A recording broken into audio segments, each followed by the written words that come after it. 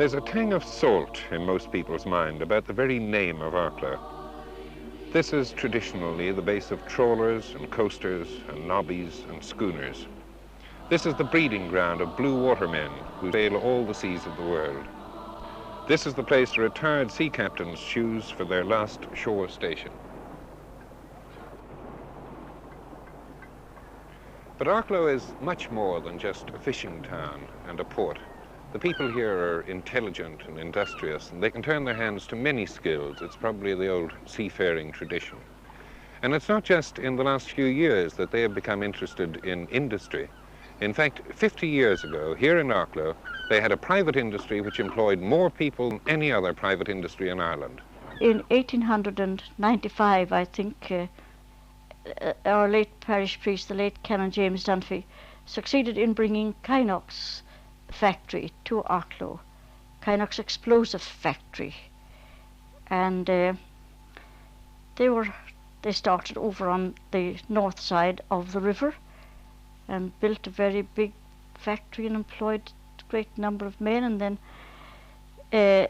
the explosives they made in the beginning were exported. They had their own, a couple of steamers of their own, and they used to run the powder down to the harbour and export from there.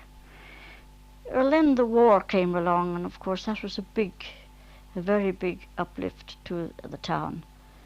Kynoch's got the order for all the explosives, and the town wasn't able to supply enough workers, and the workers came in from all over, all from south, the Wexford side and the Wicklow side, special trains bringing them in. And they had canteens for feeding these people, and a lot of them used to go back, and of course a great many of them were housed in the town, and hundreds of them used to go away in the evening back to their own homes. And there was continual work. They all worked on 8-hour shifts, night and day. And we people living in the main street were always prepared for the end of the shift. And I remember you could actually hear the sound of the men wearing the clogs. They wore clogs for safety in the works, because it was very, very dangerous, of course. And you'd hear them coming up the street when it was time for their train. A lot of them were off again in the morning then again. It was a wonderful town. There was wonderful money in it during these days, and a great deal of social life too that hadn't been in it before. Things went on like that for a long, long time until, unfortunately, the explosion of 1917 came along, and there were, I think, 27 men or something blown up at that time. And it was very sad times in Arklow, indeed, very sad. Crumbling ruins are all that remain of the munitions factory which formed such an important part of the Arklow remembered by Mrs. Catherine Brennan.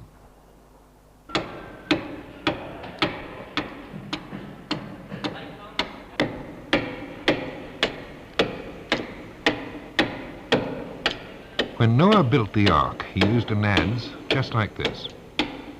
Building wooden boats is a craft which hasn't changed much with the centuries, but despite similar methods, there are vast differences between one boat and another, and any sailing man will tell you that the words Arklow built guarantee seaworthiness of a special kind. The tradition is carried on by Jack Tyrrell and his sons.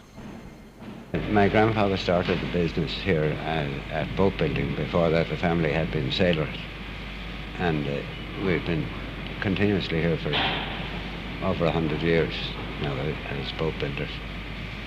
You build small boats mainly? Yes, the sort of boats you see in the yard here, they're up to the limits of what's required for wooden boats in these days, which is about 70 to 80 feet. After that size, it's usually steel. You don't work in steel? Not yet. We think we will have to develop into it fairly shortly. Tell us about the fishing industry of Arklow, Mr. Tyrrell. The fishing industry has been in existence here for many centuries, and it was in very big proportions towards the end of the 19th century and the early part of this century. At one stage, the oyster dredging was the principal fishing here, and at that time there were about 130 boats engaged in the dredging of oysters. The economics of it were that a boat went out on a Monday morning and stayed out till she got 100 barrels, which was usually Thursday evening or Friday. And the standard price for many years was £1 a barrel, so it was quite a good industry financially in these days. Following the oyster dredging, there was a development of mackerel fishing, and about 90 boats went to the mackerel fishing every spring, and they did very well. But latterly, in the last 20 or 30 years, there's been a decline in the local fishing for many reasons. Fluctuation in markets and more attractive employment ashore, and more attractive employment in the merchant ships, so that it has declined very considerably. But at the moment we have a fairly compact fleet of perhaps 15 or 18 boats working from Arklow, and they're all doing reasonably well and at the trawling during the year.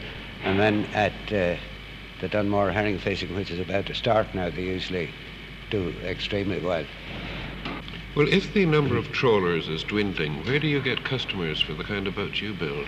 We're not building very many fishing boats now. We haven't had an inquiry for a large fishing boat for perhaps 3 or 4 years.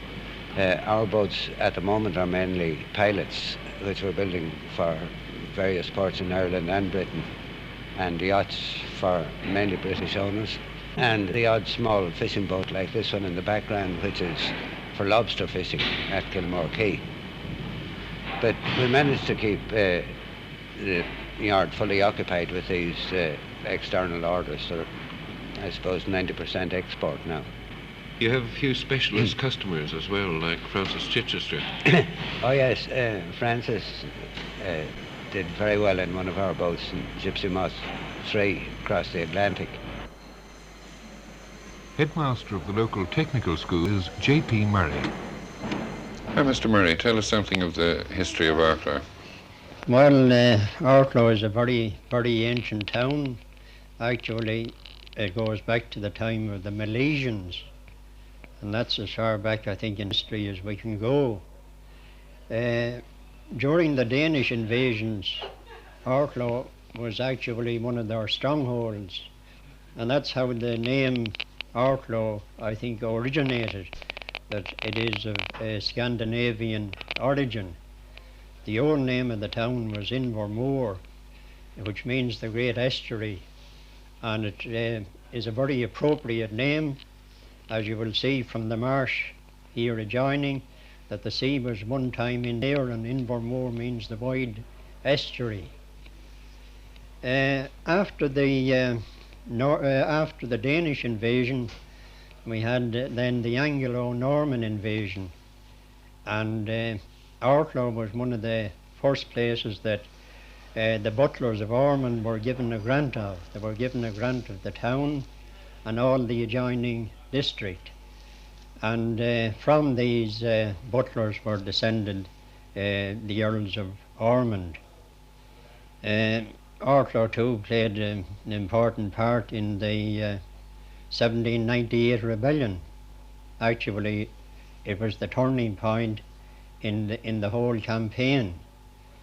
The insurgents practically had victory in their hands at Arklow when their leader, Father Michael Murphy, was killed, and another leader down in the fishery, Michael Redmond, near Kynoch, and this disorganised the Irish, and they retreated when they had almost victory in their hands, and after that the campaign more or less fizzled out. Dealing with the industries in Arklow, of course, the fishing is the oldest one in it, and it's still a very important industry in the town. In the last century we had quarrying carried on out here where Roadstone now have their industry. It was then known as the Parnell Quarries because it was founded by Charles Stewart Parnell to help the people at that time when there were practically no industries around the place. And it's interesting that the streets in Dublin and Blackrock and Dunleary are paved with sets from the Parnell Quarries here in Arklow. And even as far away as Liverpool and the Bristol Channel ports and Leeds, many of the streets there too are paved with sets from Arklow. And even some of the stone from Arklow Quarry was sent as far as Gibraltar. That industry has been revived now with Messrs. Roadstone. Well, Felix, tell me all about Arklow. What kind of town was it when you were growing up here? Well, when I was growing up, Arklow was completely and totally different from what it is today. I mean, Arklow has industrialised itself, huge expansion programme. When I was a young boy, the potteries in Arklow only started then, and they started to give the first initial employment beyond the fishing industry and a few other small industries we had in Arklow then. And of course now today we have the fertiliser factory, which is going tremendously well. In many cases Arklow is a quaint old town, and customs that were very hard to be broken within the people themselves, because as I said, it was a fishing community mostly, and people stayed together, and they had that togetherness, and outsiders were considered what they call in Arklow runners. I mean, I'd say you had to be at least 4 generations in Arklow before you'd be accepted into town as one of the townsfolk themselves. And of course, as I said, they were called runners, and it went so far as if you lived, say, 2 miles out the road, say across the other part. Now there's a place called Arklow Rock just outside there, and I'm sure as the crow flies it's only about a mile and a half. And they called those the overlanders, you see. And that was the type of thing that I remember mostly of Arklow, do you see. But now it's, as I say, it's become much better, and things are brightening up, and please God, we have a lot of good industries here, with shipbuilding and converting factories and to make all sorts of bags and cellophane materials, and then we have the Brook pottery up there, which is quite good too, and lots of local little industries. A runner of considerable standing in the town is Mr. Ryan of Arklow Pottery. Before we came here, of course, there was a very large munitions factory, which after the First World War was discontinued, and the fishing industry at that time was not so very good. So we came along in the 30s as an industry here was established with the goodwill of a lot of Irish investors who are in this industry, and by the foresight of a number of quite keen businessmen, and of course, last but not least, the skill in which and the speed with which workers were able to pick up this very old traditional industry. Remember that in places in England and on the continent, this is an industry that goes back over numbers of years, hundreds of years, and we've picked it up over a period of, I suppose, about 30 years. And even though I say it myself, I think we are producing as good as you'll find anywhere. This, of course, has meant a very big development for industry. Since that date, there are many, many other industries. Of course, there's shipbuilding here. Mr. Tyrrell, and his, going back a number of generations, his industry, of course, has brought both fame and skill to the town here. That, of course, does derive from the sailing and the fishing industry. But since that time, we have a number of other ones. I couldn't mention them all. Perhaps the most recent, of course, is this large complex, the nitrogen factory, which has brought quite a lot of work to the town, and is something that we were all very, very, very glad to see. But that's not forgetting the number of other good ones that are in the town, even at the present time. It has brought a lot of problems, of course, as well. It's brought problems concerned with with finding and educating workers, but one finds that the average Arklow man is a good, practical sort of honest-to-God type of worker who tackles into a job, he gets the job done, he learns it rapidly. That's our experience here in the pottery. And I think that one finds that this is one of the few towns that has got an increasing population in recent years. I know there are only preliminary figures that were published recently showed there was an increase of, I believe, over 12% in the population of Arklow. And this is what we'd like to see actually elsewhere in the country, but it's a good thing to see it happening here in Arklow.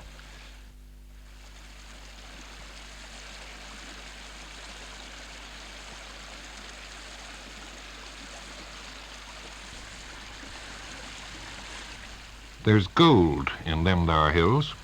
It's been known to be there for thousands of years. It's washed down in this little rivulet which flows through a valley not far from Arklow.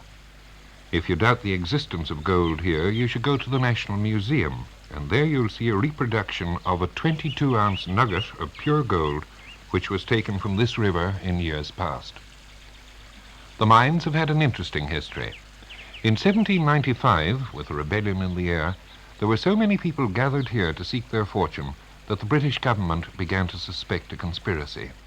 They formed a state company to operate the gold mines and instructed the company to drive the people away and to use the militia to ensure they would not return.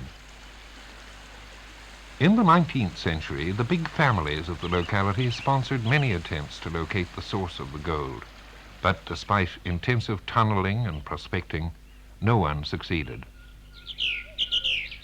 In the past few years, an Arklow man who has closely studied the history of the mines has tried with limited means to find the lode. He brought in a bulldozer, redirected the stream through a valley which he thought might bear gold, and achieved some promising results on reaching bedrock. But with possible success around the corner, he was frustrated by the elements. A sudden flood buried his workings under 8 feet of spoil. But still, the search goes on, and local people believe that with modern equipment, the mother lode could still be discovered. Miss Mary Ellen Byrne, you live here just above the Gold Mine River. Yes. You're very interested in this. Very interested. It's years I've been interested in it. And do you believe there's gold still here? Yes, I definitely do. Well, this has been worked for hundreds of years as a gold mine. Yes, but never with any, just the crude way of working. They worked, they had no machinery or anything like that to do anything. They're not in my remembrance. In 1937, our own government did a bit of workings, but not much, only just up along the river testing. Well, there's gold there still, you think? Oh, yes, I do. Was the main lode ever discovered? Never. And I firmly believe it's up on that hill. Why do you believe that? Because I go by divining. And the rock is there, and I do believe that the mother lode is up there, for I've had a good many advices on it from the diviners. Well, if it's up there, why can't you get people to go and investigate? Well, you see, you need cash, and you need men, and machinery. All this valley below you is riddled with tunnels. Yes. Mines. Yes, and they got gold. And it was only a wash down to my mind of thinking. Well, you panned a lot on the river for gold. Oh, yes. What was the best you ever got out of it? Oh, well, I got about an ounce in one nugget. And bits and pieces afterwards, different sorts of gold. Green on one side and gold on the other, which you'd hardly believe, but it's really the truth. If you look in one of the books, it'll tell you. And marvellous. When the sun shines on the river, you can see the gold lance in thousands of stones. Well, do you think they'd have been better off mining for gold here than for copper in Avoca? Well, it would have been a help, along with the copper in Avoca, for them to have put in a few borings up here or had some few tests. I do believe it. And I think they could have done better in the copper mines, because I firmly believe, I've had some information from people that has worked in it, and they said that there was gold left, or a copper left behind. And there's also some gold up in Cronebain. Now, I don't know now if that's the truth or not, but that's my idea, that there is more copper left there. And I do say that if this had been worked in while they had the machinery here, it would have been a great help to the country. Not to me, for I'm 72 years of age, and I'd like to see it started before I leave this world.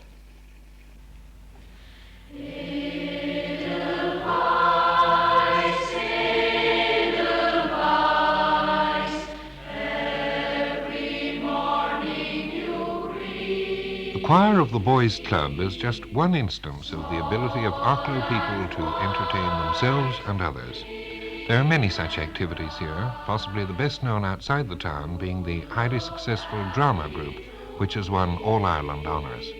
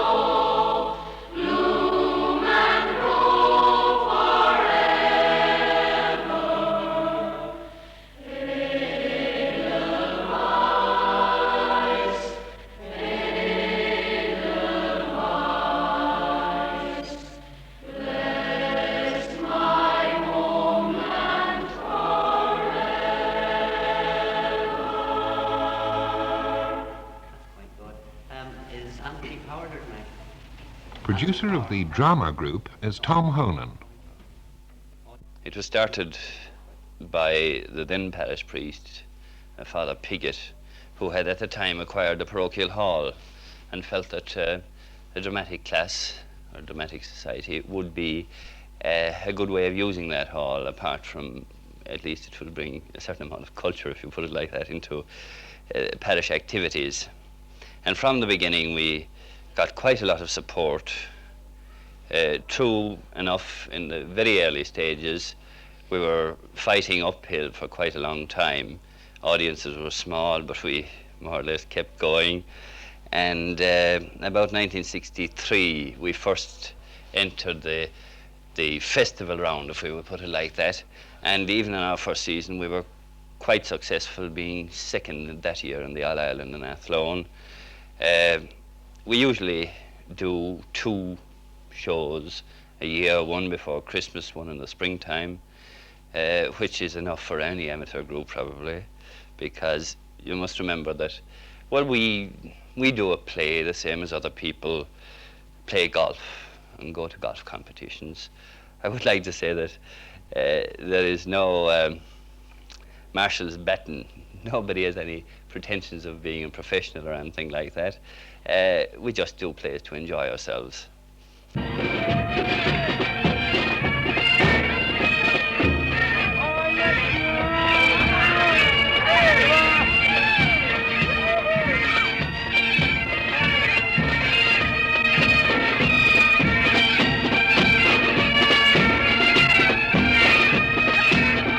People here are gay and lively, and they know how to enjoy themselves.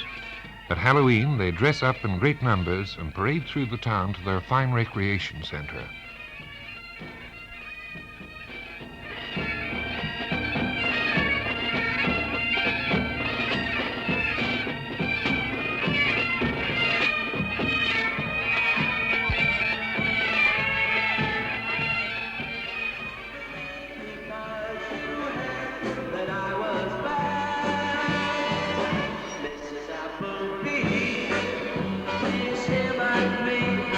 Don't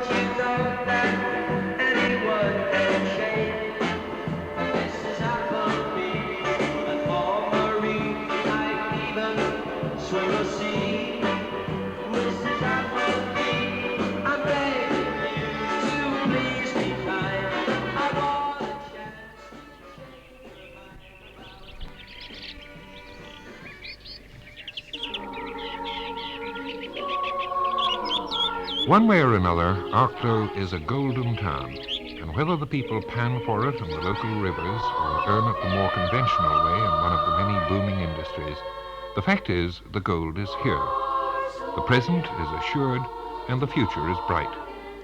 And even in the unlikely event that sometime in the days ahead the picture of prosperity might change, the Arklow people can always turn back for a living to something that they know very well, the sea.